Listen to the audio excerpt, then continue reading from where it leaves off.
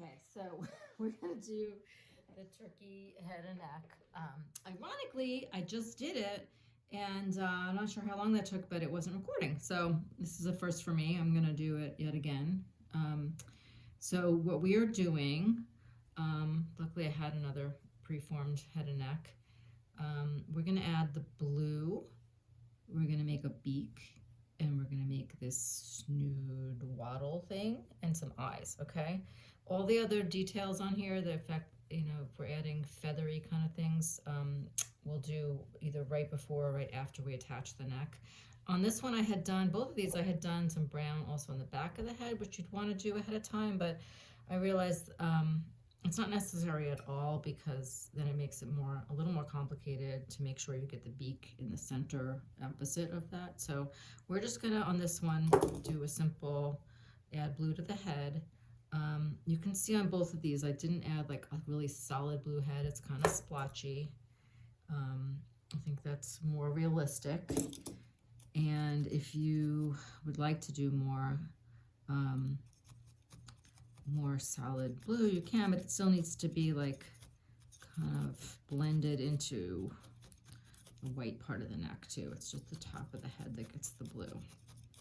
So I'm gonna make sure this is firm too. As you're adding the blue, you can be firming it up, but if it's really mushy, it might get too small. So you want to make sure you have this pretty firm in the core wall before you start adding your blue. Okay, and actually I don't really need some here. The beak and the snood are going to go here, and it won't show very much, but I'm going to put a little bit more blue down the sides.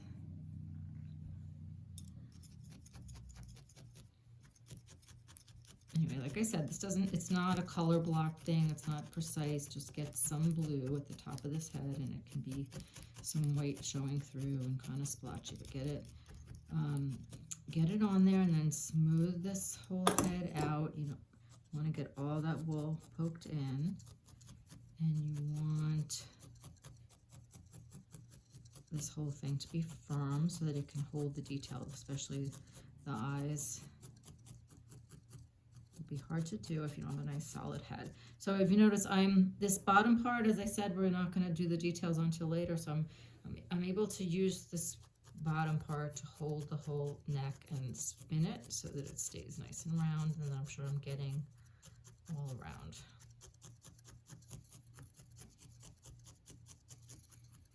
Okay, so we're going to use those of you who've done this with me before, we're going to use a little bit of a toothpick technique for both the beak and the snood. This beak came out very long. I have to admit, I haven't been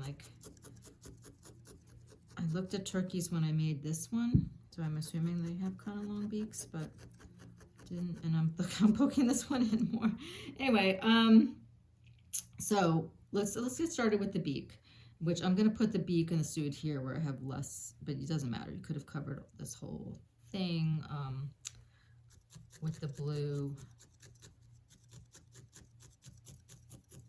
but I just didn't want to waste the blue wool where it's going to get covered all up anyway. All right, so I'm going to use this gold on my next turkey. I'm going to use the gold for the beak again. There's other shades of gold that I gave you, so you can use a different shade, or even the tan would work for the beak, or look at pictures, get some other ideas, but we'll do red and orange, little bits of orange mixed in with the red for the snood thing. And we're going to use the toothpick for that too. So I'm going to, with the toothpick technique, you take a wooden toothpick and you're going to want to really pull. Here, I'm going to have the wool touching about the length that we want the beak to be. And I'm going to pull really tight and wrap this wool around. And it has to be really tight, and you have to be using your fingers, the friction of your, here, I'm going to pull some of that off. Your friction of your fingers to rub this together, and this is kind of dry felting, is having the wool rub together. So needle felting is just a kind of dry felting. It's a technique. This is going to combine both the friction of our moisture, of our natural moisture of our hands, with using the needle afterwards to firm it up and shape it. So I want the end of the beak to be thinner, maybe not quite that thin, so I'm going to put a little more at the end here. And my beak may be getting, this may be too long, so I'm going to push, I could push some of this down and try to thicken it up. Okay, and then I'm going to build it up some more, but I just want to build up the, not the pointy end, I want to build up the base, but also have it be kind of gradual. So I'm really twisting and rubbing. If it doesn't feel like it's rubbing, it's not going to hold together, so really use some friction. And if this doesn't work, if it stops working at some point, you can just take it off of here and add more wool with the needle. So which is what I'm going to do. I'm going to take this off now. It's not, I'm going to try to rub this in my fingers. I'm going to pull this off. And then I'm going to poke into this base part, just make sure that holds together and maybe get it a little thicker down here. This feels pretty firm. You notice that, of course, it's both of these beaks are bent, and this was straight because the toothpick is straight. So we're going to also bend it. But first I'm just going to poke it a little bit. Make sure it's holding together. I'm going to rub the end a little bit. You don't want to pull because you can elongate this, and I don't want this any longer than it already is. You can rub that to make it pointier. Then the way I'm going to get it bent is I'm going to, you have to be really careful not to poke your fingers, but I'm going to kind of curve this and hold it in that curved shape, and then poke in that curved shape, and then it will hold that. So I'm going to poke all around. I'm going to turn it around this side and poke it in that bent position. And I can still, like I said, I can still thicken this up with needle felting. So I'm going to still wrap some more wool around this end to make it thicker. And I'm going to needle felt that all together now.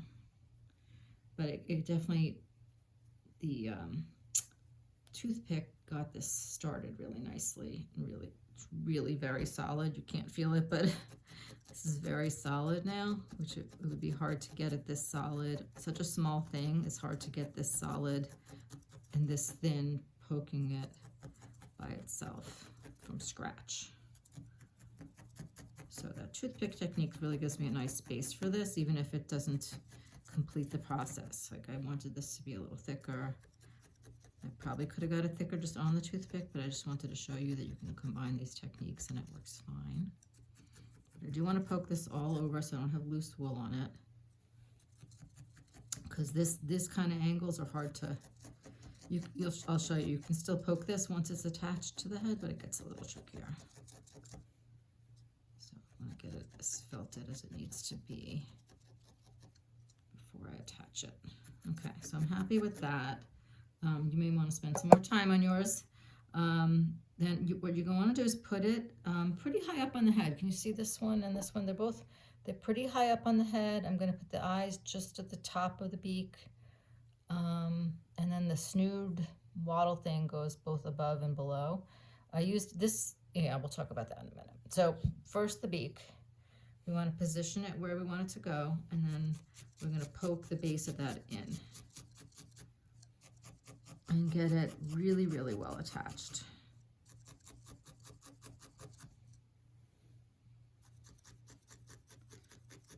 Okay, so I'm poking all around. You may want to add some more of that color to the base to help it adhere. As I think I've said before, but fresh wool felts better than attaching to things that have already been substantially felted is harder than when you add some fresh wool. It acts like glue and it gets both of the felted pieces to stick together and get enmeshed better. Okay, so I have that pretty well attached.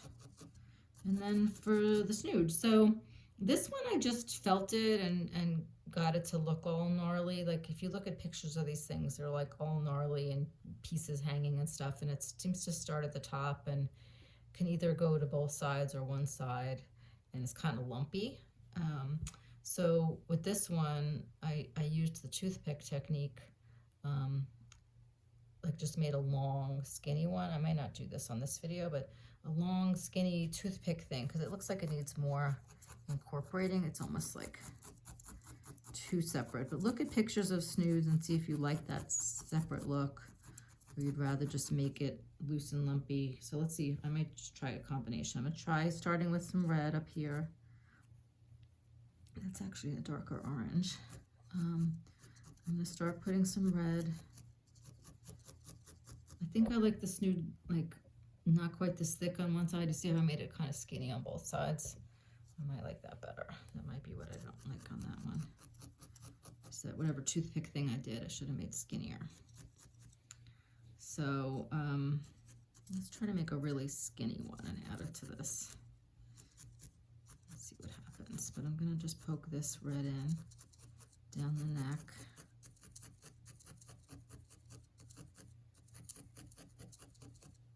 You want this to be pretty defined. Doesn't have to be perfect, and it definitely, you want it lumpy and gnarly looking.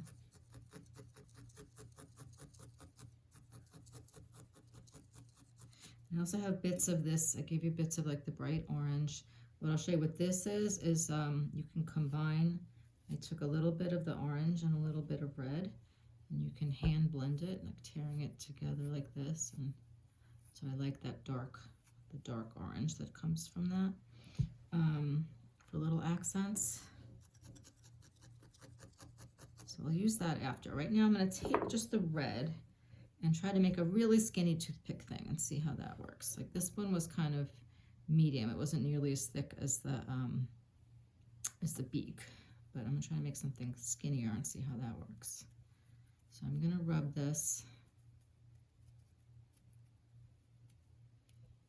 Just a little bit of wool, and I can try to make it even. It doesn't have to be. Lumpy's good, but I'm just gonna rub this to be long and skinny. I'm gonna pull it off, and maybe to get this, what I'm gonna do is bend over this bottom piece. Let's make it more snooty looking. Bend that over and attach that a little bit further up. And then this piece maybe I'll make skinnier so it could blend into the top of the snood.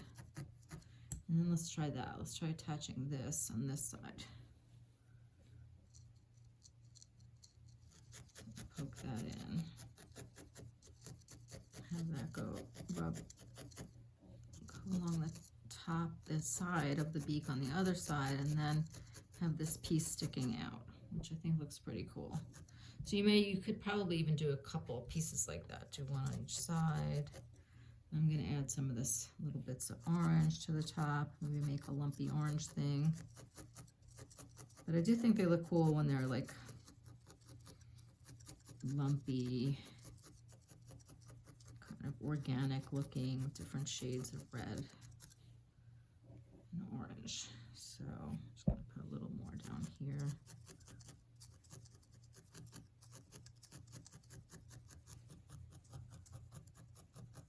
So I can keep working on that and make it more detailed, but I think that looks pretty cool. I don't know if I'd want that dangling off quite that much. I'm going to poke some of that more in, attach that better. But I think that looks pretty cool. And you can just keep adding details, and this needs to be firmed up a little more until you get it looking like what you like. And like I said, look at pictures of what these things really look like. More informative than my simplified felting versions. And you're still going to want to make a simplified version, not hold yourself to some realistic standard, but it might inspire you to try something and add some detail that I'm not showing. So next is the eyes. And I can still, I'm going to narrow this down a little bit more here. I could still add some more blue here. I could still add some brown to the back of the head if I wanted to. It's totally unnecessary. So eyes. I said let's line up the eyes with the top of the beak, and what we want to do is mark the spots. It's kind of hard to see on this. We want to mark the spots first and make sure we get them. We want to look at this from different angles, make sure the eyes are level. Okay, and then we're going to want to use some black wool and try to get these eyes even. So I can lay out even amounts of wool ahead of time, but that is, and it'll help, but it's not going to guarantee the eyes are the same because it depends how you felt it and also how firm this head is. If one side of this head was mushier than the other, then you may wind up with one eye sinking in more and needing more to add more wool. So we want these eyes nice and defined. So I'm going to poke around the perimeter. Okay, first toward the black to make a nice sharp edge. I'm going to make nice little round eyes. You can also make more realistic turkey eyes, but I'm just making these cute, simple black eyes, and then we'll add highlights to those. Okay, so I got one eye done, and remember, poke all, not just the edges, but all around, because that highlight's only going to really work if the whole thing is felted down nicely. So we're going to double check that that's where I want the eye, the second one, and do the same thing and poke the wool in and then poke around the perimeter. And if they don't turn out the same, you have the option to keep felting down the larger one until it matches the smaller one, or adding wool to the smaller one to make it bigger, depending on which eye you like, which size you like better. So this one came out a little bigger on that side, and I think I like that better, so I'm adding more wool to this one. And then I'm going to do the highlights, and we'll be done. Wow. Like, I have a whole collection of turkey heads. All right, so you get the idea. Make sure this is nicely felted. I don't like when I demonstrate what not to do, so I'm going to add the highlight now, and if this has to be nicely felted for that highlight to show. You take a little bit, you can either use bright white or the core wool will be fine for this project. Take a tiny little bit, and I'm going to put it on the outer corner of the upper part of the eye. I'm going to make a little highlight, a tiny bit of core wool. And if this eye wasn't felted well enough, that this white wool could just totally disappear. If that happens to you, just add more black wool, felt it up more firmly, and then try again. So tiny little bit, and again, outer upper corner of the eye for the highlight. Get that nicely felted in, and that turkey head looks adorable. I'm happy with how this snood looks. I may want to add some more, but on the bottom part of it, this one I had more at the bottom. But you can keep working on that. Here, I can add a chunk more. This is all orange though. I'm gonna add a little more red. It's like a beard, like a red beard. Okay. Just a note about the feet video that I sent is the one that's just for generally for any bird, and I think that is what I did for these. And you can do whatever color you want for the feet too. I did tan here. I think on this one I'm gonna do some gold feet, do like a whole, purse matches the shoes thing and match the beak to the feet. Okay, so, and you can keep working on that and adding more detail, making it lumpier. You want it to look kind of lumpy. I'm making that too smooth entirely. I make some grooves in it to make it lumpy. Where we can do, like put little nodules on top of that. Anyway, so there's your turkey head. So now we have the turkey head, the body, the head. We're getting there. We're going to add more details to this head when we add it to the body. And that's it for this week. We might, if everybody in live class can get their body and the head done, we can actually connect just these two pieces and then just have the tail. But you can wait till all three pieces are done to connect everything. So that's the body and the head for this week, and we'll leave the rest for the following week. Oh my gosh, Thanksgiving's around the corner. Have fun making your turkey.